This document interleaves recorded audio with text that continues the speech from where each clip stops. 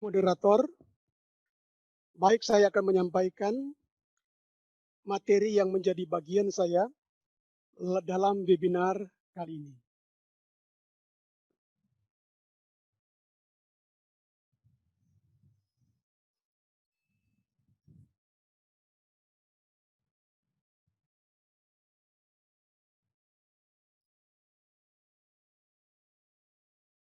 Ya, saya mulai dengan menyampaikan beberapa gambar berkaitan dengan materi ini. Kita bisa melihat ini yang pertama, ini adalah seorang pekerja dalam bidang olahraga yang melakukan pekerjaannya dalam posisi alami. Ya. Yang berikut seorang pelari lari rintangan ya. Ya, ini maksudnya saya tunjukkan untuk melihat aplikasi ergonomi dalam bidang olahraga yang juga harus memperhatikan antropometri tubuh. Ada banyak mungkin olahraga yang perlengkapannya hanya berdasarkan pada orang-orang dengan dimensi antropometri tertentu, misalnya untuk orang Barat, orang Asia, dan seterusnya. Itu mungkin menjadi hal-hal yang perlu dipertimbangkan. Ini sudah ada ergonomics in sport and physical activity. Jadi ergonomi juga sudah digunakan dalam sport, olahraga, dan aktivitas fisik. Ini orang yang bersepeda. Ya, kalau kita melihat mereka santai beribadah karena memperhatikan posisi alami dari tubuh. Nah, ini Anda melihat seorang pekerja yang bekerja dengan peralatan komputer, ya, posisi yang tidak ergonomis dan yang ergonomis. Ya, kita bisa lihat di sini ditunjukkan. Nah, yang berikut ini penerapan di bidang saya. Ini beberapa alat sederhana yang digunakan dalam aktivitas praktikum lapangan yang dirancang, sengaja dirancang, alat yang sederhana tapi dirancang dengan memperhatikan antropometri tubuh sehingga tidak menimbulkan keluhan-keluhan atau efek-efek negatif lainnya pada mahasiswa yang melakukan aktivitas praktikum lapangan. Nah, ini contoh. Kita bisa lihat yang pertama ini mahasiswa yang melakukan aktivitas praktikum lapangan dengan belum memperhatikan prinsip-prinsip ergonomi, sehingga Anda bisa lihat sendiri bagaimana mereka melakukan aktivitas. Ya, ada yang harus menjangkau, membungkuk, ya, dan bisa dibayangkan bagaimana kalau pekerjaan ini dilakukan dalam waktu yang cukup lama. Sudah pasti akan menimbulkan keluhan-keluhan otot rangka. Ya. Ini sama. Nah, ini yang kita sudah memperhatikan prinsip ergonomi sehingga mereka melakukan pengukuran. Ini contoh pengukuran suhu tanah dalam posisi alami. Mereka tidak perlu membungkuk. Lalu sudah disiapkan tempat untuk menulis sesuai dengan antropometri mahasiswa dan juga perlengkapan lain seperti menggunakan topi lebar, lalu menggunakan pakaian dari bahan katun, sehingga tidak memberi kontribusi yang lebih besar terhadap kenaikan suhu tubuh. Karena ini kegiatan dilakukan di luar ruangan, alam terbuka. Ini sama, ya. Oke, jadi judul yang menjadi bagian saya untuk disampaikan dalam webinar kali ini adalah tantangan aktivitas kerja akademis di tengah pandemi COVID-19. Ya, kita perhatikan ini gambar untuk sistem kerja. Ya, kita sebagai manusia diciptakan untuk bekerja, untuk beraktivitas.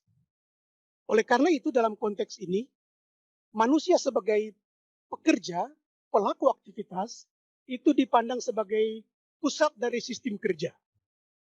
Pekerjaan apapun itu, pusatnya selalu manusia. selalu ada pelaku aktivitas. Dan pelaku aktivitas ini dalam melakukan berbagai macam jenis pekerjaan, dia akan berinteraksi dengan iklim mikro atau lingkungan fisik, organisasi, alat perlengkapan dan bahan yang digunakan. Ya ini wajar karena kita tahu apapun pekerjaan kita, maka 3 faktor yang harus berinteraksi dengan pelaku aktivitas itu akan selalu ada.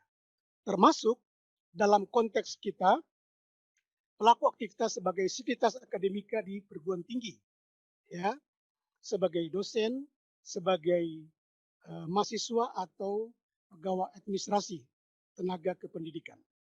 Oke. Nah, berikut saya berikan batasan dari Asosiasi Ergonomi Internasional tentang apa itu ergonomi.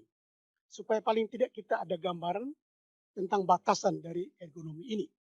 Jadi ergonomi menurut Asosiasi Ergonomi Internasional adalah disiplin ilmu yang berkaitan dengan pemahaman tentang interaksi antara manusia dan elemen lain dari sistem. Sebagaimana saya tunjukkan di gambar tadi. Dan merupakan profesi yang menggunakan prinsip-prinsip teoritis, data, dan metode-metode pada perancangan untuk dapat mengoptimalkan kesejahteraan manusia dan performance secara menyeluruh dari sistem kerja. Ya, saya berharap dengan definisi ini kita ada batasan tentang apa itu ergonomi. Ya, sebagaimana disampaikan pada CV saya di latar belakang jurusan fisika, ya. Penelitian saya di S3 berkaitan dengan biofisika. Ya, kita lihat tadi elaborasi dari gambar yang tadi, pelaku aktivitas dalam berinteraksi dengan peralatan yang digunakan, perlengkapan dan iklim mikro, lingkungan fisik, maka ada proses biofisika di dalamnya. Ya, misalnya ketika kita menggunakan peralatan, itu ada aspek biomekanika. Contoh, saya sebelum belajar ergonomi di S3 Universitas Udayana, peminatan ergonomi fisiologi kerja, saya tidak pernah memikirkan tentang kita harus menerapkan prinsip-prinsip ergonomi. Contoh sederhana, saya tempat cuci piring saya di dapur, ya. Waktu membuat itu saya belum tahu ergonomi, ya. Karena itu saya membuat tanpa memperhatikan sikap kerja yang alami, yang wajar, tanpa memperhatikan antropometri, sehingga agak rendah kedudukannya. Waktu saya masih muda, usia 20-an, 30-an tahun, saya tidak merasakan gangguan yang berarti. Tapi ketika saya sekarang sudah usia di atas 50 tahun, ternyata apa yang saya pernah buat dulu, itu saya tidak tahan bekerja di situ, mencuci piring misalnya. Ya, cuma dalam waktu, ya jangankan waktu yang lama, waktu 2 menit saja saya bekerja, langsung terasa sakit di bagian belakang, bagian pinggang saya, ya sakit di punggung, di leher bagian belakang, karena tidak memperhatikan aspek ergonomi di sini, terutama dari sisi biofisika. Kemudian, misalnya orang yang bekerja di luar ruangan, nah, itu aspek termodinamika, energetika, karena di situ akan terjadi apa yang disebut dengan hukum kekekalan energi, ya, melalui proses metabolisme tubuh manusia. Di situ kalau tidak memperhatikan prinsip-prinsip ergonomi seperti yang saya tunjukkan tadi untuk mahasiswa yang melakukan aktivitas praktikum di lapangan, maka suhu tubuh mereka bisa naik. Ya, normalnya kan sekitar 37 derajat Celcius. Tapi kalau tidak memperhatikan prinsip ergonomi, maka suhu tubuh mereka waktu saya melakukan penelitian ada yang bisa sampai 39 derajat. Nah, itu kan secara medis itu bisa berpengaruh buruk bagi pelaku aktivitas, bisa mengalami cekaman panas dan bisa pingsan pada saat melakukan aktivitas. Ya, oke, kita jalan lanjut. Nah, dalam kaitan dengan biofisika yang saya maksud tadi, ya, dikemukakan bahwa biofisika itu adalah fenomena biologis dengan menggunakan metode-metode konsep-konsep fisika, sedangkan dikemukakan juga bahwa biofisika adalah studi interdisipliner tentang fenomena dan problem-problem biologis dengan menggunakan prinsip dan teknik fisika. Nah, contoh dalam bidang olahraga misalnya, ya, dalam bidang olahraga misalnya, kalau kita tidak memperhatikan aspek biofisika, maka ada kegiatan-kegiatan yang kita lakukan yang akan memberikan beban pada otot-otot tertentu. Seperti otot leher bagian belakang saya bilang tadi, pinggang, dan otot-otot lain disesuaikan dengan jenis pekerjaan yang kita lakukan. Kalau itu tidak kita perhatikan, maka apalagi ya untuk usia-usia lanjut, ya katakanlah usia 50 tahun ke atas, itu akan menyebabkan risiko keluhan-keluhan otot muskuloskeletal yang lebih berat. Nah, ini contoh untuk penerapan biofisika khusus dari aspek termodinamika, energetika. Ya, ini adalah seorang mahasiswa yang bekerja di alam terbuka. Maka bisa kita lihat ada radiasi matahari langsung, ya. Kemudian akan ada evaporasi dari keringat yang keluar dari permukaan kulit, ada radiasi gelombang panjang, ya. Lalu kerja eksternal yang dilakukan oleh tubuh, lalu ada juga radiasi pantul, radiasi gelombang panjang, kemudian ada konveksi juga dari udara sebagai fluida, lalu konduksi juga pada permukaan tubuh atau pakaian yang digunakan, lalu kaitannya dengan proses metabolisme dalam tubuh. Proses metabolisme dalam tubuh akan menghasilkan energi yang digunakan oleh organ-organ tubuh, ya, termasuk panas tubuh dihasilkan dari proses metabolisme. Nah, kalau kita tidak menerapkan prinsip ergonomi, maka orang yang melakukan aktivitas semacam ini akan mengalami surplus panas. Dia akan mengalami bukan tidak mungkin cekapan panas dan bisa pingsan dalam melakukan kegiatan semacam ini. Oke, kita lanjut. Dalam konteks makalah ini, ya, saya informasikan kepada peserta, saya menyiapkan makalah yang akan dibagikan oleh panitia di akhir webinar ini. Ya, mudah-mudahan makalah itu bisa memberikan manfaat yang sebesar-besarnya kepada peserta yang ikut webinar ini. Jadi dalam konteks makalah ini, biofisika dipandang sebagai studi tentang fenomena biologis pada seorang pekerja yang berinteraksi dengan lingkungan fisik tempat dan peralatan dan bahan yang digunakan ketika sedang melakukan aktivitas kerja akademis dengan menggunakan prinsip, konsep, dan metode fisika. Ya, jadi kita lanjut. Nah, ini adalah menunjukkan tentang segmen-segmen tubuh dari seseorang, ya. Ada kepala, ada lengan, ada badan, ada tungkai, ada kaki, ya. Nah, bagian-bagian ini di referensi ilmu kedokteran khususnya ergonomi, setiap bagian dari tubuh kita, misalnya lengan atas, lengan kiri atas, lengan kiri bawah, tungkai atas, tungkai itu sudah ada titik beratnya. Titik beratnya. Ya, saya tidak tahu bagaimana referensi kedokteran itu melakukannya. Yang jelas bahwa itu sudah ada referensi baku tentang kepala titik beratnya dari mana, lengan, kaki, badan, dan seterusnya. Nah, kalau kita mengetahui itu dalam referensi, lalu kita memasukkan dalam penerapan biofisika khususnya menentukan titik berat, maka dalam posisi apapun kita bisa tahu titik berat seorang pekerja itu di mana.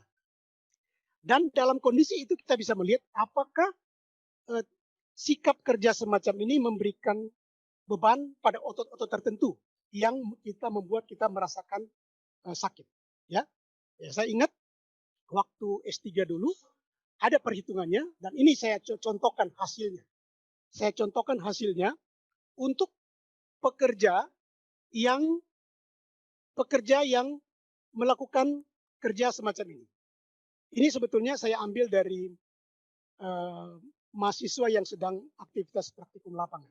Ya, dari bagian-bagian segmen tubuh ini, sebagaimana yang saya jelaskan tadi di gambar tadi, yang titik-titik beratnya sudah kita ketahui dari referensi kedokteran, ilmu kedokteran, ergonomi, maka kita bisa menentukan letak titik beratnya. Ada di sini. Ya, mungkin peserta bisa melihat kursornya, ada di sini. Nah, dalam kondisi semacam ini, kalau titik berat, gaya berat itu ada di situ, maka kita bisa membayangkan bagian mana dari tubuh kita yang akan terbebani ekstra. Dan biasanya pada saat itu kita akan merasakan sakit pada otot rangka kita. Ya, oke. Nah, jadi pekerjaan apapun yang kita lakukan harus ada keseimbangan antara tuntutan pekerjaan dan kapasitas kerja. Nah, dalam konteks ini saya lebih dikhususkan pada aktivitas sebagai sivitas akademika di sebuah perguruan tinggi, entah sebagai dosen, sebagai mahasiswa, atau pegawai administrasi. Ya, tuntutan pekerjaan itu berkaitan dengan karakteristik material, bahan yang kita gunakan. Berkaitan dengan karakteristik stasiun kerja yang kita gunakan. Tadi seperti yang ditunjukkan tadi misalnya, meja kursi dan komputer yang kita lakukan dalam melakukan pekerjaan. Itu adalah karakteristik stasiun kerja. Ya. Kemudian karakteristik lingkungan. Apakah suhu udaranya, kelembapannya, kecepatan anginnya, ya, dan lain-lain sebagainya, atau kita kenal juga dengan iklim mikro, ya. Lalu karakteristik organisasi, ya, misalnya organisasi di mana pekerja itu bekerja, apakah ada aturan-aturan yang harus dilakukan berkaitan dengan aplikasi penerapan prinsip-prinsip ekonomi atau tidak, adakah aturan, adakah regulasi-regulasi yang dibutuhkan. Lalu yang berkaitan dengan kapasitas kerja, karakteristik pribadi. Tadi Profesor Alex Pangkahila, dosen saya, guru saya waktu S3 di ilmu kedokteran di Bali, ya, karakteristik pribadi itu berkaitan dengan batasan-batasan kita, kemampuan-kemampuan fisik kita misalnya, atau kemampuan-kemampuan psikis kita misalnya, ya. Lalu karakteristik fisiologis dari tubuh kita. Lalu karakteristik psikologik, karakteristik biomekanika. Itu semua perlu dipertimbangkan agar seimbang dengan tuntutan kerja. Ya, tuntutan kerja untuk menghasilkan kinerja yang kita inginkan. Tapi kalau tidak diperhatikan bisa saja menimbulkan kelelahan atau kualitas kerja yang kurang bagus, ya. Kelelahan, kualitas kerja yang kurang bagus, ada stres, ada kecelakaan, ada ketidaknyamanan, ada cedera, ada penyakit akibat kerja. Ya, oke. Nah, yang berikut kita bisa lihat memang dalam konteks makalah saya ini lebih difokuskan kepada pribadi sebagai sivitas akademika, sebagai dosen, sebagai mahasiswa dan sebagai pegawai administrasi. Tapi kalau kita ingin menerapkan ini secara kelembagaan, maka ternyata ada banyak pihak yang harus terlibat. Ada tempat kerja, workplace, di mana kita bekerja, ya tentu kalau di kampus misalnya di tempat memberi kuliah, di tempat pimpinan, tempat mahasiswa, dan seterusnya. Ya, harus ada manajemen medis, harus ada expert ergonomi, harus ada panitia ergonomi yang mengarrange pemberlakuan prinsip-prinsip ergonomi di sebuah instansi misalnya, atau di kampus misalnya. Lalu ada faktor manajemennya. Nah, ini tentu harus semua diperhatikan, walaupun saya tahu bahwa ini tentu butuh jangka panjang, ya, butuh waktu yang cukup panjang untuk memberlakukan ini dalam di kampus misalnya atau di perguruan tinggi misalnya, ya. Oke, kita lanjut dulu. Ya, saya berikan contoh data di sini. Akibat tidak menerapkan prinsip-prinsip ergonomi, ya, Maka ada data di sini bahwa setiap tahun di seluruh dunia terdapat 270 juta kasus kecelakaan kerja. Sedangkan sekitar 160 juta orang menderita penyakit akibat kerja. Lebih dari 2 juta orang meninggal karena kecelakaan kerja dan penyakit akibat kerja. Ya, untuk kita di kampus, pengalaman saya sejak menjadi dosen sudah 30-an tahun yang lalu, saya belum secara kelembagaan ya, saya belum kita memperhatikan aspek-aspek ergonomi di sini. Contoh misalnya, tadi Prof. Alex yang memang ahli di bidang kesehatan ya, sudah menyampaikan bahwa prinsip yang sehat itu kita bekerja sampai jam berapa? Malam ya, jam 9. Jam 10 kita harus sudah tidur. Nah kalau tidak, umur kita katanya lebih pendek. Ya, ya. Menarik sekali tadi penyampaian Prof. Alex itu kan sangat ergonomis. Sebetulnya kalau kita memperhatikan tadi yang Prof bilang tentang pola makan kita, tentang lingkungan, ya, dan sebagainya yang disampaikan oleh Prof tadi, maka kita menurut penelitian bisa memperpanjang usia sampai 20 tahun. Ya. Ya. Nah bayangkan saja, kita di kampus misalnya contoh, uh, kita bekerja, coba tanya secara jujur, sampai jam berapa kita bekerja? Ya, terutama sebelum pandemi ya, sebelum pandemi, aduh, kita itu sampai tidak tidur dalam mengerjakan tugas-tugas, dan itu sering sekali kita lakukan. Mahasiswa misalnya, pernahkah kita memikirkan beban kerja mereka, beban belajar mereka, sehingga mereka membuat tugas yang bertumpuk-tumpuk itu sampai larut malam, bahkan tidak tidur. Dan itu ya jujur saja kita akui ada di mana-mana. Hampir di semua perguruan tinggi. Nah sudah waktunya kita memikirkan itu. Pemberian tugas pun harus ada batas-batasnya. Saya menggunakannya, sebentar akan kita sampaikan tentang solusi menghadapi tantangan pada pandemi COVID-19 ini. Saya menggunakan teknologi untuk kuliah di masa pandemi ini. Tapi saya selalu ada sikap permisif. Artinya bahwa saya juga bisa memahami kalau mahasiswa mengeluh karena sudah capek, mengeluh karena tugas-tugas yang begitu bertumpuk. Nah itu kita harus perhatikan itu. Perhatikan itu. Kalau tidak, itu menimbulkan efek yang kurang bagus bagi kita. Bahkan kalau kita lihat di media cetak misalnya, media elektronik, ada kasus-kasus mahasiswa yang stres. Stres kenapa?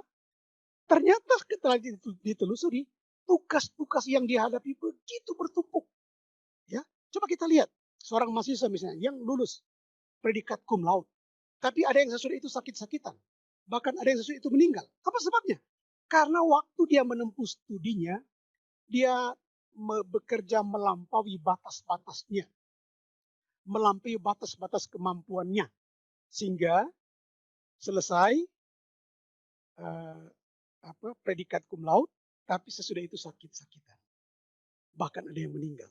Nah itu tentu kita tidak harapkan, sehingga perlu dibenahi pada waktu-waktu yang akan datang tentang hal ini. Ya. Nah di Indonesia sendiri angka kecelakaan kerja, ini data tahun 2010 ya, itu sudah mencapai 53.267 kasus. Tahun 2009 mencapai 96.513 kasus. Dan seterusnya. Ya saya tidak sempat update yang data ini, tapi saya yakin itu bertambah terus kalau kita tidak memperhatikan prinsip-prinsip ergonomi. Hah? Oke.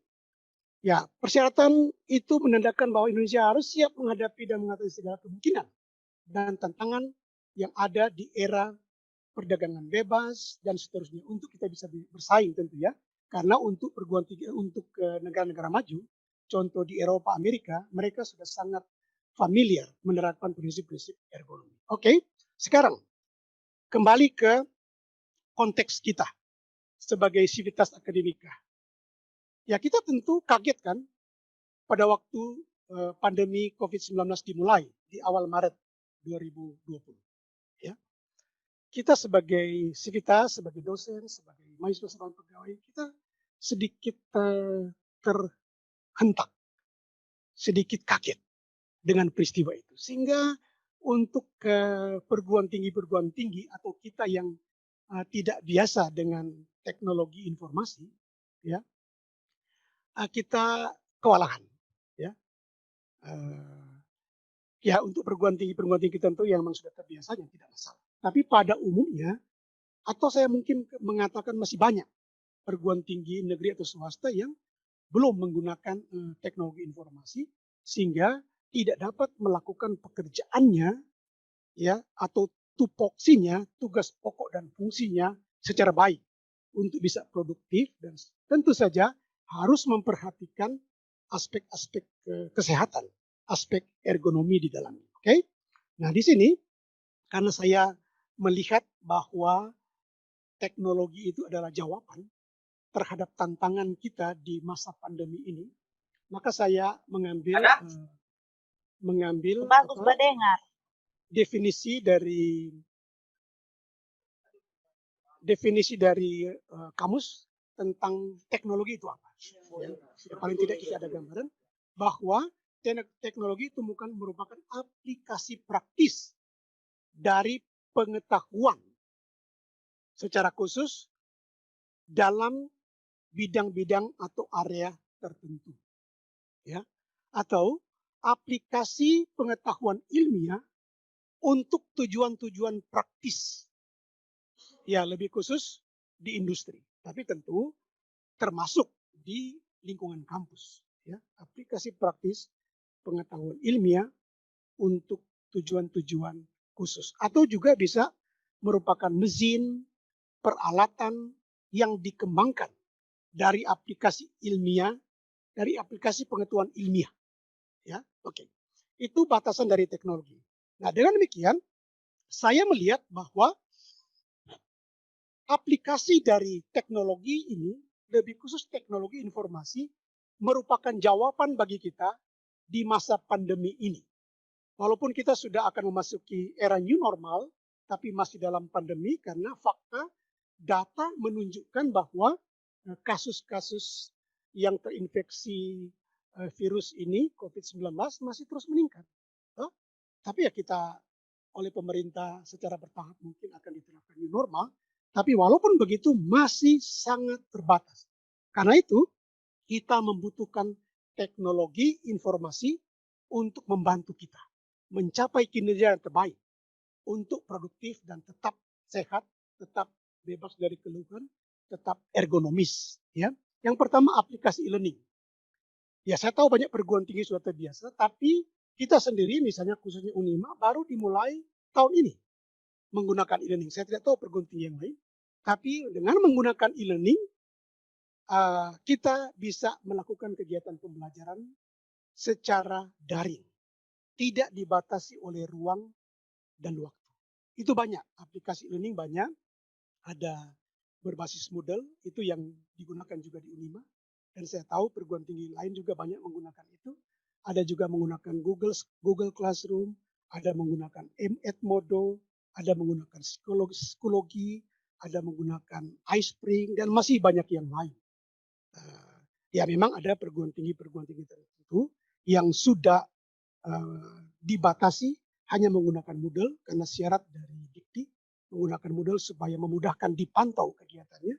Tapi ada juga yang memberikan kebebasan untuk menggunakan macam-macam e-learning dalam melakukan pembelajaran. Lalu aplikasi database dan form ini sangat dibutuhkan sebagai dosen dalam mengumpulkan data informasi penelitian sebagai pimpinan jurusan misalnya dalam mendata mahasiswa kita. Ya memang ada sistem informasi di setiap perguruan tinggi. Di Unima juga sudah ada itu, SI, Unima, ICAD. Tapi dalam hal-hal khusus tetap kita membutuhkan aplikasi database ini supaya memudahkan kita memantau kegiatan-kegiatan yang dilakukan termasuk penelitian. Kemudian aplikasi instrumen. Nah sekarang ini banyak instrumen di bidang olahraga, misalnya mengukur denyut nadi, mengukur waktu, di HP juga kita bisa menggunakan. Dan alat-alat ukur yang lain untuk mengukur intensitas penyinaran, kekuatan penerangan, denyut nadi, mengukur kecepatan angin, suhu, kelembapan, intensitas listrik, kekuatan magnet dan seterusnya. Itu semua tersedia melalui aplikasi, melalui Play Store di HP Android. Kita bisa dengan bebas mendownload itu di aplikasi di HP kita, ya. Selain itu dengan kondisi sekarang ini, dulu kita membeli alat-alat yang lebih bagus speknya, misalnya ya, mengukur suhu tubuh misalnya, suhu benda, permukaan benda dan seterusnya, itu sulit kita mendapatkan. Tapi dengan sekarang kita gampang sekali memesan melalui Tokopedia atau tempat-tempat pemesanan online lainnya, kita bisa membeli alat-alat itu dengan mudah, ya. Sangat memudahkan dibandingkan dengan malah sebelum pandemi COVID ini, ya. Penggunaan multimedia itu harus, karena ketika kita sudah berhadapan dengan komputer, sudah menggunakan jaringan internet, ya, itu pasti kita akan menggunakan multimedia, menggunakan gambarnya, menggunakan videonya, menggunakan grafik-grafiknya, macam-macam yang harus kita ya, mau bilang menguasai juga mungkin tidak, karena memang kalau menguasai mesti orang pada bidang kesarjanaan atau lanjutan dari IT. Tapi paling tidak kita familiar menggunakan itu. Misalnya sekarang kita begitu sulit bertemu, sebagai dosen akan menandatangani skripsi atau proposal dari mahasiswa. Sekarang kan dengan tersedianya instrumen-instrumen, kita bisa online signing, kita bisa tanda tangan secara online. Kita hanya menggunakan instrumen yang terkait, kita minta mereka mengirim, kita bisa tanda tangan langsung. Dan itu sah, ya. Demikian juga misalnya sebagai pimpinan, dan itu sudah digunakan misalnya penerbitan sertifikat-sertifikat webinar, termasuk webinar kali ini, itu ditandatangani secara online, ya. Aplikasi untuk analisis data dan statistik. Sebagai dosen dan mahasiswa tentu ini sangat penting bagi kita. Sudah tersedia secara online dan offline. Secara offline misalnya ada SPSS, ada Sistat, ada Statistika, ada Minitab, ada SAS, ada Excel, ada banyak yang lain. Yang kita bisa malah tersedia secara gratis yang kita bisa download. Yang berikut aplikasi program buatan sendiri. Ini untuk ya ini memang ini lebih khusus kepada teman-teman mahasiswa atau dosen yang memiliki kemampuan pemrograman. Ya ini bisa menjadi pilihan. Ya, contoh misalnya apa yang saya tunjukkan tadi untuk penentuan titik berat itu secara manual dilakukan waktu saya belajar di S3, ya. Itu perhitungannya secara manual, ya. Tapi saya membuat itu di Excel, sehingga kita hanya menginputkan data-data yang saya tunjukkan tadi, dan otomatis akan keluar di mana titik berat seorang pekerja yang bekerja pada posisi atau sikap tubuh tertentu. Sehingga dengan mudah kita bisa menilai otot bagian mana yang terbebani, yang akan menimbulkan keluhan muskuloskeletal. Ya. Nah, ada juga misalnya penggunaan analisis Fourier yang sebelum teknologi komputer, teknologi internet itu sebuah analisis yang sangat rumit dan sangat sulit digunakan. Tapi dengan teknologi ini, aplikasi program buatan sendiri, saya coba buat di Excel, dan ternyata bisa. Bisa kita lakukan, bahkan bisa dilakukan analisis Fourier untuk data-data yang bersifat time series, ya. Time series menurut ruang dan waktu, kita bisa lakukan itu dengan menggunakan aplikasi program buatan sendiri. Nah, yang berikut terakhir, aplikasi live streaming. Nah, ini lagi booming sekarang ini. Ya, lihat saja, kuliah harus dilakukan semua lewat Zoom, lewat Google Meet, ya, lewat Team Link, lewat Microsoft Team, lewat Lark, lewat Webex, dan saya memprediksi akan bermunculan aplikasi-aplikasi yang lain berkaitan dengan live streaming ini. Dan bisa dibayangkan bagaimana penggunaan live streaming ini betul-betul memenuhi prinsip ergonomi. Contoh, webinar. Dulu atau sebelum COVID ini, atau sebelum kita menggunakan aplikasi live streaming, berapa saja biaya yang harus kita keluarkan. Tenaga, persiapan berbulan-bulan bahkan tahun. Kalau pelaksanaan conference, ada yang setahunan, 2 tahunan, 3 tahunan, 4 tahunan. Panjang sekali dan biaya harus menyewa hotel, harus menyewa aula-aula yang besar, dan seterusnya. Saya untuk mengikuti harus ke Bandung, kalau dia seminar internasional harus ke luar negeri. Seperti tadi saya pernah ke Beijing misalnya. Nah, bayangkan saja apa yang kita capai pada waktu itu dengan biaya persiapan, waktu, tenaga, usaha yang besar, sekarang bisa dilakukan dalam hitungan waktu yang sangat pendek. Bahkan untuk tim-tim kerja yang sudah terbiasa, mereka bisa mempersiapkan 1 minggu saja untuk mempersiapkan webinar dengan hasil yang sama yang diperoleh. Nah ini kan sangat-sangat ergonomis, ya. Nah sekarang saya mendengarkan anak saya yang dosen di salah satu perguruan tinggi negeri di Manado, katanya sedang mempersiapkan akreditasi online. Wah, coba kita bayangkan, akreditasi program studi, akreditasi perguruan tinggi, yang dulu itu butuh waktu, tenaga, biaya yang besar, ya, harus dilakukan. Tapi sekarang dengan aplikasi-aplikasi yang terkait, kita bisa melakukan akreditasi perguruan tinggi live, langsung, dan biaya yang sangat murah, tenaga yang sangat sedikit. Ya, saya menduga bahwa ini akan dibakukan di kemudian hari. Meskipun misalnya Tuhan kehendaki kita melampaui pandemi COVID ini, tapi tetap ini akan menjadi kegiatan yang bisa dibakukan. Saya prediksi seperti itu. Dibakukan karena memang sangat efisien, sangat efektif. Oke.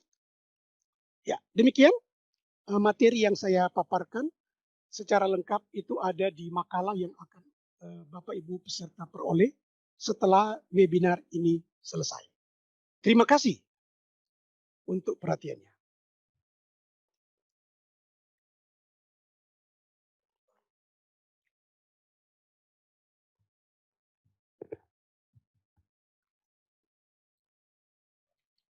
Moderator.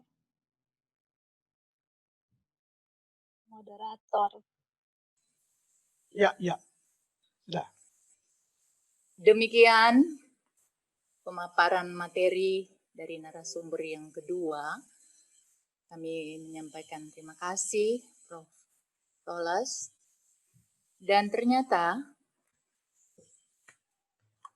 sudah bermunculan pertanyaan. Pertanyaan pertama dari Ahmad Bayu Aryawan. Beliau berasal dari Fakultas Peternakan Universitas Halu Oleo, Kendari, Sulawesi Tenggara. Pertanyaannya seperti ini, Prof. Dengan pengantar bahwa peran wanita dalam menyediakan kebutuhan keluarga di pedesaan, seperti mengambil pakan ternak, menyediakan formulasi ransum, membersihkan kandang, memberi minuman, dan kebutuhan lain dapat memberi fungsi sebagai bantuan bagi pria untuk menghasilkan kebutuhan protein hewani dalam usaha kecil atau menengah, sehingga curah tenaga kerja dan partisipasi berpengaruh. Jika ditinjau dalam biofisik tubuh, orang wanita sedang mengandung dan digantikan oleh anak perempuan yang bekerja. Apakah dapat mempengaruhi produktivitas tubuh dan bagaimana karakteristik penampilan anak wanita setelah bekerja? Itu pertanyaan dari Ahmad Bayu. Silakan, Prof. Oke, terima kasih dari Saudara Ahmad Bayu. Ya. Oke, salah satu yang saya sampaikan tadi bahwa dalam aktivitas kerja apapun yang kita lakukan, kita harus memperhatikan aspek biofisika. Tentu ini berkaitan dengan sikap tubuh dalam bekerja. Nah, kalau seorang ibu yang memperhatikan, bisa didengar? Halo? Bisa? Bisa, Iya. Prof. Bisa. Oke. Jadi kalau seorang ibu yang memenuhi kebutuhan keluarganya, dia mesti mengangkat bahan-bahan misalnya di kebun atau mengambil air di pedesaan, ini kan konteksnya di pedesaan. Nah, memang tentu untuk pedesaan kita harus memberikan semacam penyuluhan kepada ibu-ibu yang ada atau masyarakat yang ada di pedesaan. Karena sudah tentu ergonomic awareness, kesadaran ergonomi mereka tentu ya masih kurang, ya. Ya di perguruan tinggi saja, ya seperti saya bilang tadi, di kampus misalnya itu masih sangat sedikit pihak atau penentu kebijakan atau siapapun itu yang memperhatikan aspek ergonomi ini. Nah, oleh karena itu, dalam materi saya kali ini, saya lebih sebetulnya fokus kepada kesadaran pribadi. Ya, kesadaran pribadi misalnya dengan searching lewat internet. Ya, kalau dulu kan kita begitu sulitnya mendapatkan informasi. Tapi sekarang begitu mudahnya kita menggunakan. Misalnya dengan Google, searching lewat Google, kita bisa mendapatkan itu. Ya, nah jadi persoalannya adalah apakah ibu itu atau anak dari ibu itu sudah punya pengetahuan tentang ergonomi belum? Seperti yang saya contohkan tadi, saya saja sudah sekian tahun melalui kehidupan anugerah Tuhan ini, saya tidak pernah sadar tentang itu. Misalnya saya contohkan tadi soal tempat cuci piring saya yang tidak ergonomis, ya. Waktu saya usia 20-an, 30-an, itu tidak menimbulkan masalah yang berarti. Tapi sekarang, setelah saya berusia sudah di atas 50 tahun, kalau saya bekerja di situ, waduh, hanya hitungan 2-3 menit punggung saya sudah sakit. Ya, pinggang saya sudah sakit, leher saya sudah sakit. Tapi kalau kita bekerja secara alami, maka keluhan-keluhan itu diminimalisir, ditekan sekecil mungkin. Nah, jadi kembali ke tadi, persoalannya kalau di kampung, apakah mereka sudah memiliki kesadaran itu? Nah, sebetulnya kesadaran itu juga tidak harus lewat informasi akademis misalnya, tidak harus. Tapi kalau seseorang yang menurut Prof tadi tahu batasnya, maka dia sudah bisa tahu harus bersikap bagaimana. Contoh misalnya kalau ibu itu sudah usia 50-an, ya. Kalau kita mengangkat beban, ya, dengan membungkuk, pasti sudah merasakan sakit di bagian belakang. Pasti ya. Nah, kalau ibu itu merasakan hal semacam itu, maka secara alami dia akan berpikir bagaimana ya sikap saya supaya mengangkat itu tidak terlalu menimbulkan sakit. Nah, dia bisa turun, menjongkok, kemudian mengangkat apa yang dia mau angkat itu, ya, sehingga tidak menimbulkan keluhan. Nah, contoh misalnya ketika kita akan meletakkan galon untuk ke aqua misalnya, ya cara angkatnya kan beda, kita membungkuk begini atau kita menjongkok turun, kemudian kita pegang dan angkat. Nah itu tidak akan menimbulkan keluhan yang berarti. Cuma seperti saya bilang tadi, kesadaran ergonomis itu penting. Dengan sadar ergonomis, dengan sadar bahwa tubuh kita ini terbatas, kita bisa melakukan hal-hal yang meminimalisir gangguan-gangguan yang bisa membahayakan kita. Ya dalam jangka pendek mungkin cuma sampai pada kita merasakan sakit pinggang, sakit punggung, sakit di bagian leher. Tapi dalam jangka panjang itu bisa berakibat lebih fatal ya. Mungkin Profesor Alex, sebagai dokter yang bisa lebih menjelaskan soal itu. Ya, saya kira untuk pertanyaan pertama seperti itu. Ya. Terima kasih Prof. Masuk lagi pertanyaan. Pertanyaan ini via live streaming YouTube dari Christopher Tampi. Ya. Pertanyaannya adalah, bisakah perhitungan titik berat badan dilakukan secara sederhana? Mengingat tadi begitu rumit rumus-rumus yang ditunjukkan oleh Prof. Terima kasih. Oh ya, ya. Apakah bisa dilakukan secara sederhana penentuan titik berat? Ya, sebetulnya untuk seseorang yang sudah pernah belajar fisika, ya fisika kan kita sudah pelajari mulai dari SD, SMP, SMA, sampai perguruan tinggi. Ya paling tidak sudah ada pengetahuan dasar. Sudah ada pengetahuan dasar. Sehingga secara praktis misalnya kalau kita ya menunduk seperti ini, ya menunduk seperti ini maka titik berat kepala kita pasti diperkirakan ada di daerah sini. Nah kalau titik berat seperti ini maka dia akan menimbulkan momen gaya yang pusatnya ada di leher saya.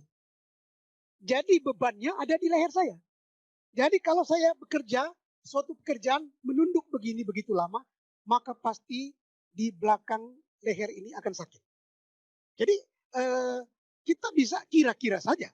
Kira-kira saja kalau saya seperti ini, maka ya memang titik berat bisa per segmen tubuh, bisa juga secara keseluruhan.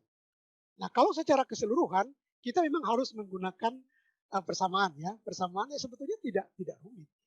Ya, hanya sederhana tentang kesetimbangan. Kalau yang pernah belajar fisika tentang kesetimbangan ya dan menentukan titik berat. Nah, kalau saya begini seperti ini misalnya, ya kita bisa perkirakan bahwa pusat berat, titik berat dari tubuh kita, kalau alami seperti ini kan, berarti di tengah kan, kalau alami. Kita duduk secara alami begini. Tapi kalau seperti ini misalnya, berarti akan bergeser dia. Bergeser titik beratnya, sehingga karena pergeseran ini, maka oleh momen gaya, akan ada bagian-bagian tubuh oleh karena momen gaya itu yang akan terbebani. Pada waktu dia terbebani, maka disitulah ada bagian-bagian otot rangka kita yang akan mengalami sakit.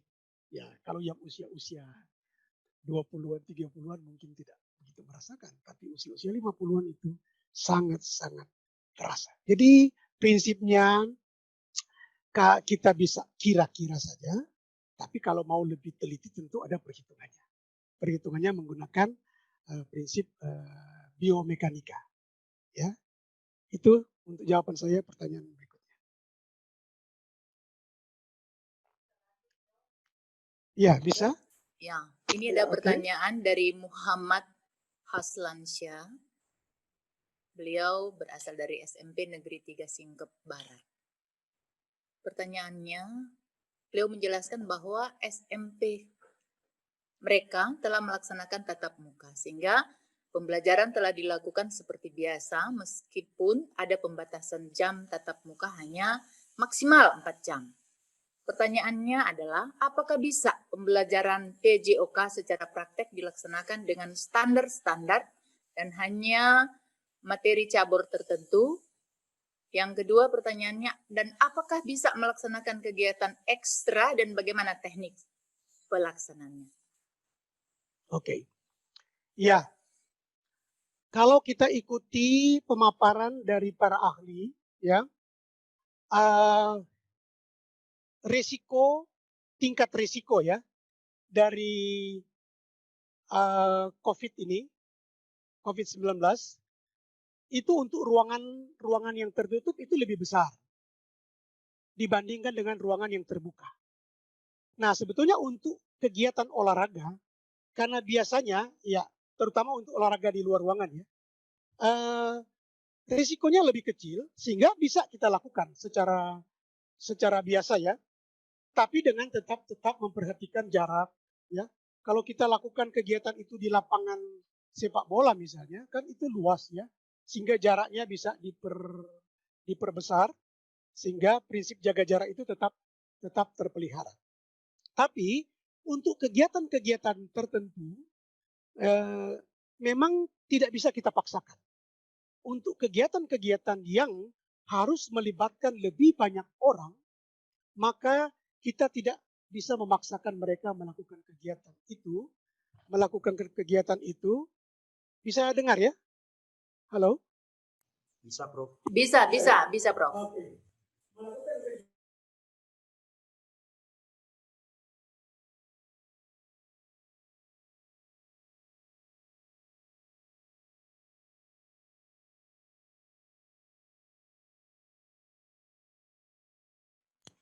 Tidak kedengaran ini. bisa. Nanti kan. Halo. Coba atur lagi.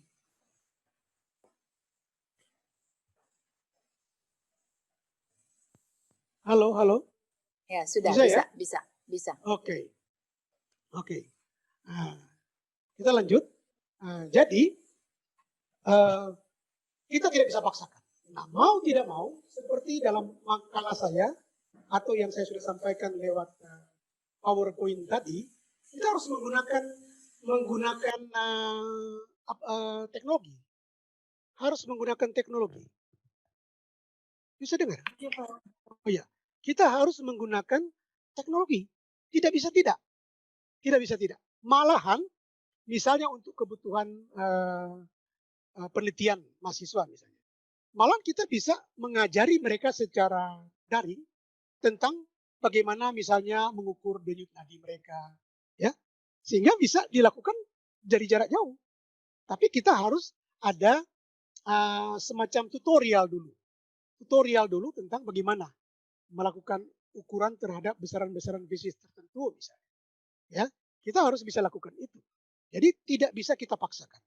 Tapi kalau yang dilakukan di luar ruangan karena resiko yang kecil dibandingkan dengan dalam ruangan, ya kita bisa lakukan. Tapi saya lebih menyarankan secara maksimal kita menggunakan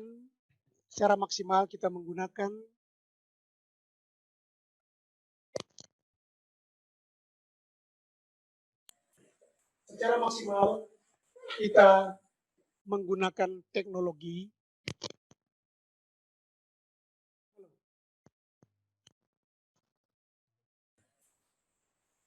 Halo. Halo.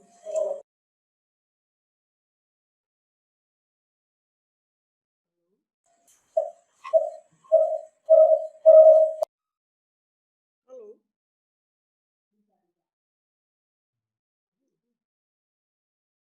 Halo.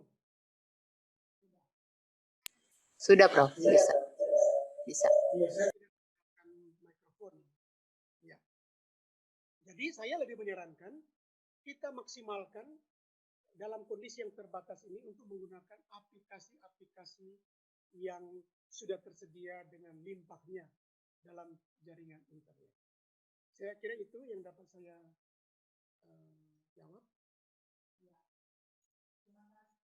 Prof, masih bisa ya, Prof? Ya. Ini ada pertanyaan.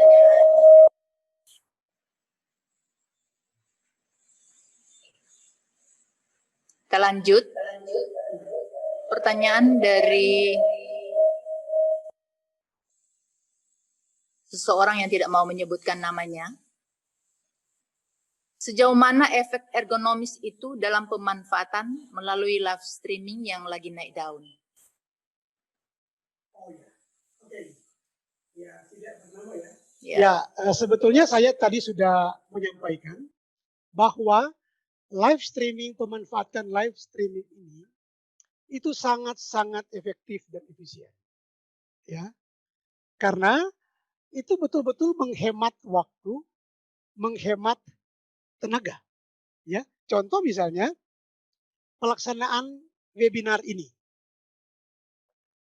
Contoh pelaksanaan webinar ini bisa kedengaran? Ya. Contoh pelaksanaan webinar ini, ya. Kalau kita lakukan secara luring, luar jaringan, berapa saja waktu yang kita butuhkan untuk persiapan? Berapa tenaga, usaha, biaya? Kita harus menyewa hotel, ya. Ya, bedanya besar lah biayanya. Tapi dengan menggunakan live streaming semacam ini, maka biayanya, tenaganya itu sangat-sangat berkurang, ya, sangat dihemat. Jadi ini sangat efisien dan efektif untuk digunakan dalam meningkatkan kinerja kita, ya, sebagai sivitas akademika atau sebagai guru, karena saya lihat tadi ada banyak guru yang ikut, memang harus, dilakukan. Malah misalnya rapat-rapat yang dulu, luring itu kita lakukan, tapi sekarang dengan mudah. Yang penting, pimpinan sekolah atau pimpinan program studi, pimpinan fakultas dan sudah memiliki Zoom, apalagi Zoom yang berbayar, ya, itu kita dengan mudah. Kita hanya men-share saja, link untuk, mereka gabung dan kita bisa, melakukan kegiatan yang, jauh lebih efektif sebetulnya kalau menurut saya, lebih efisien dibandingkan dengan luring. Contoh misalnya, sekarang kalau saya buka di internet, banyak sekali tawaran-tawaran untuk webinar internasional. Nah, Bapak Ibu bayangkan, waktu saya ikut seminar internasional di Beijing, conference ekonomi internasional, berapa yang saya harus siapkan? Waktu itu ya, 24 juta. Saya harus pinjam di bank untuk bisa ke Beijing. 24 juta. Tapi sekarang, ya Bapak Ibu saja free. Toh, menerima nanti sertifikat juga free. Jadi betapa efisien dan efektifnya dan sangat ergonomis kegiatan yang dilakukan secara daring ini. Sehingga tadi saya bilang bahwa saya menduga bahwa ini dan saya sangat berharap, menduga dan berharap bahwa ini akan dibakukan kemudian. Sehingga kalau saya mau ikut seminar internasional, saya tidak harus mengeluarkan biaya puluhan juta seperti yang saya contohkan tadi untuk ke luar negeri. Ya, untuk Bapak Ibu misalnya yang memang punya kelebihan finansial, ya silakanlah. Karena sambil jalan-jalan berkeliling ke seluruh dunia silakan, ya. Tapi bagi kita yang kekurangan finansial, dukungan finansial untuk melakukan kegiatan di luar negeri, maka webinar online ini, webinar atau seminar online ini menjadi pilihan. Itu yang bisa saya sampaikan. Terima kasih. Terima kasih, Prof. Masih ada pertanyaan, masih bisa ya, Prof? Ya, silakan. Dari Ferdianto Naharia.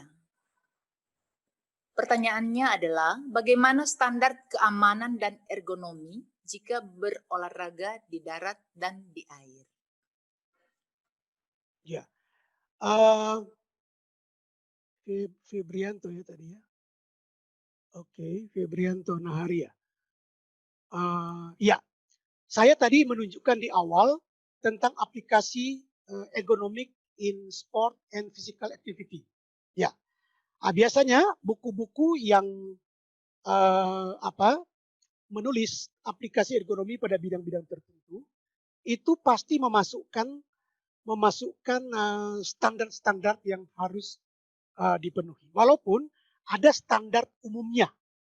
Standar umumnya misalnya bagaimana tentang kaitannya dengan antropometri tubuh, bagaimana kaitannya dengan metabolisme tubuh berkenaan dengan pakaian yang digunakan, ya, peralatan yang digunakan dan seterusnya. Itu memang untuk standar-standar umum itu ya saya tidak hafal persis, minta maaf, tapi itu sudah ada dalam referensi. Sudah ada dalam referensi, bahkan sudah ada di website-website yang bisa diakses secara bebas. Misalnya Bapak Ibu bisa mengetikkan standar untuk bidang tertentu, biasanya sudah ada. Kalau sulit dalam bahasa Indonesia, maka biasanya untuk website atau kita share lewat Google dengan menggunakan kata-kata kunci bahasa Inggris, itu kita dapat lebih mudah dan lebih banyak sumbernya yang memberikan informasi kepada kita tentang standar-standar yang harus dipenuhi dalam melakukan aktivitas-aktivitas spesifik tertentu, ya, apakah di bidang olahraga atau di bidang-bidang yang lain. Yang jelas bahwa prinsip ergonomi itu berlaku untuk semua sistem kerja, berlaku untuk semua jenis pekerjaan. Karena memang ergonomi adalah ilmu tentang itu. Bagaimana agar siapapun pekerja, pusat dari kegiatan kerja itu Dia harus bekerja untuk bisa produktif, tapi juga ergonomis. Menuruti atau mematuhi kaidah-kaidah yang berkaitan dengan kesehatan. Ya, saya kira itu yang bisa saya sampaikan. Terima kasih. Terima kasih, Prof. Ini masih ada satu lagi, Prof. Ya, silakan.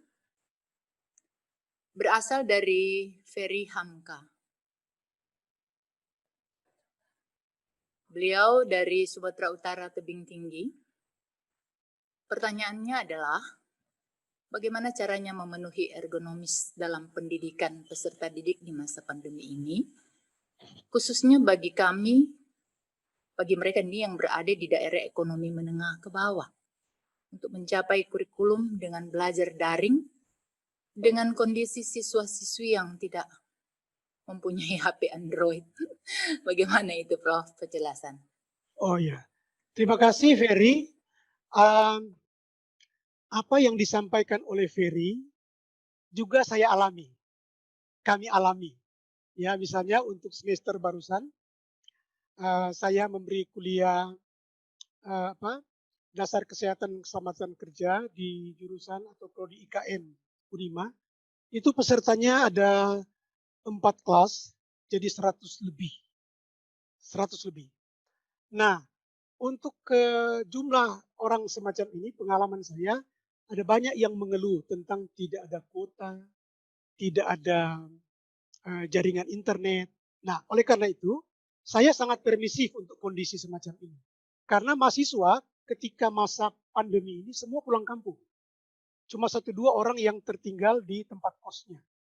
Karena itu untuk mereka, saya melakukan komunikasi bahwa kalau tidak bisa pada hari H saya memberi kuliah, maka saya bersedia melayani mereka di waktu yang akan datang, karena biasanya kalaupun di kampungnya tidak bisa, biasanya di kampung lain pada posisi-posisi tertentu bisa. Sehingga ini kita bisa tempuh. Jadi untuk siswa-siswa khusus yang mengalami hal ini, ya kita bisa komunikasikan ke mereka. Seperti saya contoh, ada mahasiswa S2, dia di kampung tidak ada signal, tapi di ujung kampung karena berbukit-bukit bisa. Nah, makanya saya bilang, oleh karena itu saya bilang, Rizky namanya, saya bilang, kalau begitu saya akan informasikan lebih awal kapan kita akan melakukan kuliah daring. Supaya si mahasiswa ini pada hari itu pergi ke tempat yang ada signal tadi, di ujung kampung dan di agak berbukit. Dan ternyata setelah saya informasi begitu, dia bisa ikut kuliah. Dia bisa ikut kuliah, walaupun di tempatnya tidak bisa, tapi di tempat orang lain, pada posisi yang lebih berbukit, lebih di atas, dia bisa ikut kuliah. Ya, nah, untuk yang kasus yang tidak ada kuota, ya memang kita sudah ikuti pemberitaan di TV, ada seorang anak yang memang terpaksa harus luring, karena dia tidak bisa menyediakan kuota untuk itu. Ya, saya kira yang ditempuh oleh seorang bapak yang disampaikan di Metro kalau saya tidak salah itu kita bisa tempuh. Untuk mahasiswa atau siswa yang kita tahu tidak memiliki kemampuan finansial yang cukup untuk membeli kuota misalnya, ya untuk mereka asal jaga jarak, tetap kita bisa layani saya luring. Tapi jaraknya, protokol kesehatannya dilakukan, kita bisa layani secara luring daripada misalnya siswa memenuhi kelas. Ya, untuk yang siswa yang memiliki fasilitas yang yang mencukupi, ya dia bisa, untuk siswa yang begitu bisa mengikuti dari rumah mereka masing-masing. Ya, nah, tapi ya mungkin ini memang perlu ada keterlibatan pemerintah. Ya, di daerah Bapak Ferry mungkin, ya mungkin kalaupun belum bisa untuk waktu dekat ini, ya kita usahakanlah. Karena saya tahu bahwa pemerintah sangat concern, memperhatikan supaya siapa tahu bisa ada bantuan-bantuan khusus untuk memenuhi kuota. Misalnya di Unima ada bantuan untuk mahasiswa, ya ada kuota untuk mahasiswa untuk mereka bisa koneksi internet. Ya saya nggak tahu apa sekarang masih berlaku, tapi di awal pandemi saya tahu itu dilakukan juga di Universitas Negeri Manado secara kelembagaan. Ya, saya kira itu Pak Ferry. yang bisa kita jawab. Tapi saya tambahkan Pak Ferry, ya kalau mungkin kan biasanya kalau apa namanya, kalau lewat live streaming agak berat misalnya, biasanya kan WA itu lebih ringan, lebih ringan. Nah, kita mungkin bisa mengumpulkan data lewat WA misalnya dan aplikasi database misalnya, form misalnya, untuk mengumpulkan data. Sehingga sasaran kita untuk membantu para siswa kita lebih jelas daripada kita mengira-ngira saja. Tapi kalau saya lihat untuk konteks di kampung misalnya, di desa, ya kita lebih homogen lah dan kita lebih dapat mengetahui kondisi siswa-siswa kita masing-masing sehingga dapat diusahakan bantuan apa yang kita bisa berikan kepada mereka. Demikian untuk Pak Ferry, terima kasih. Saya serahkan kepada Ibu Moderator. Iya. Kalau tadi pertanyaan lewat Zoom, sekarang ada beberapa pertanyaan Prof lewat live streaming YouTube. Ya, bisa. Ini berasal dari Abdurrahman Solik. Ingin bertanya bagaimana posisi tubuh yang baik dalam mengendarai sepeda motor di jalan yang tidak rata bahkan berbatu. Karena beliau sering merasa sakit pinggang dan tulang belakang. Silakan Prof. Iya. Oke, terima kasih Bapak siapa tadi ya? Abdurrahman. Ya, Bapak Abdurrahman. Memang sekarang teknologi mobil itu juga produsennya entah dia Toyota, entah dia Suzuki dan merek-merek lain, produsen kendaraan ini sedang berlomba-lomba menerapkan ergonomi, ya, sehingga tempat duduk kita bisa ada kendaraan yang bisa di setel, maju mundurnya, tingginya bisa di setel, kemudian setirnya juga ada kendaraan yang sudah bisa di setel, dimajukan sedikit, ke ataskan sedikit. Nah, pedomannya Bapak yang menanyakan tadi, Abdul Rahman, pedomannya adalah sikap alami tubuh kita. Ya kalau Bapak bisa melihat sikap saya misalnya seperti ini ya, seperti ini, ya itu alami. Sehingga meminimalisir keluhan-keluhan otot rangka kita. Ya, sehingga kalau sikap alami itu tidak tercapai, usahakanlah. Misalnya kalau tubuh kita terlalu pendek misalnya, sekarang ada juga bantal-bantal penyangga yang disiapkan. Ya, kita bisa tambahkan bantal penyangga sehingga menjadi alami seperti ini, menjadi ergonomis dan tidak menimbulkan keluhan di otot rangka kita. Ya, saya kira itu yang bisa saya jawab, Bapak. Terima kasih, Pak.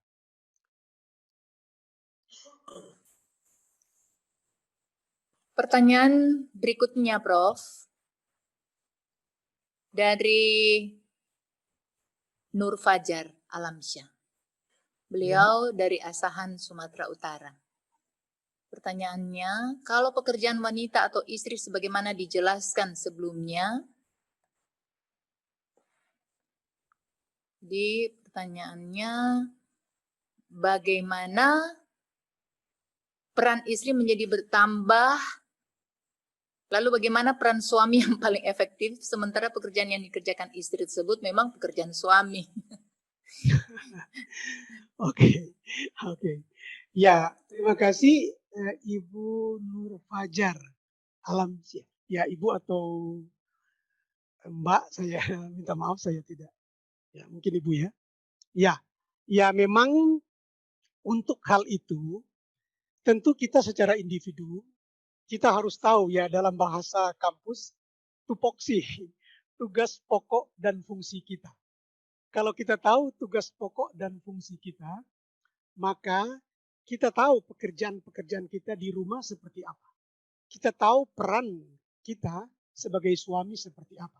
Kita tahu peran kita sebagai istri, sebagai anak seperti apa. Ya, Tapi kalau terjadi hal yang di luar kewajaran, nah itu persoalan lain lagi ya.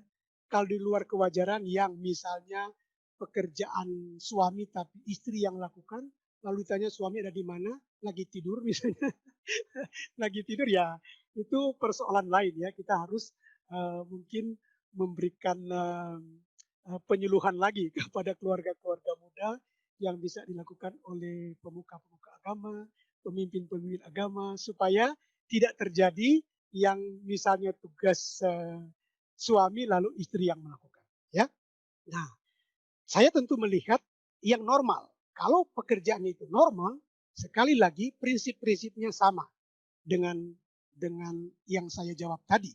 Kalau itu ada di desa atau ada di kampung, memang perlu ada semacam ceramah untuk memunculkan ergonomic awareness, kesadaran ergonomi, ya. Tetapi kalau tidak ya kita sih hanya berharap bahwa si pekerja itu pusat dari kegiatan harus secara alami. Ketika dia merasakan sakit punggung, ya bagaimana sikap mengangkat sesuatu supaya tidak sakit di punggung. Ketika merasakan sakit di bagian leher, bagaimana bersikap? Ya kecuali seperti Prof. Alex bilang tadi, kalau ada penyakit-penyakit tertentu, ya itu harus memeriksakan ke dokter ya. Tapi kalau orangnya sehat, tapi merasakan sakit di bagian-bagian tertentu, di otot-otot rangka tertentu, itu berarti kita harus memperbaiki sikap kerja kita, ya. Ya, terutama untuk usia-usia 50-an ya. Ya, mengapa tidak kalau masih usia muda juga sudah memperhatikan hal-hal semacam itu kan lebih bagus bagi kita. Demi seperti guru dosen saya yang saya sangat hormati, Profesor Alex Pantahila, ya, yang tentu kita berharap kita menikmati hidup lebih lama, menikmati hidup lebih panjang. Tapi kalau aktivitas kerja kita tidak ergonomis, maka pengaruhnya dalam jangka panjang itu buruk bagi kita. Demikian penjelasan saya, semoga bisa memenuhi harapan dari penanya. Terima kasih. Baik, terima kasih.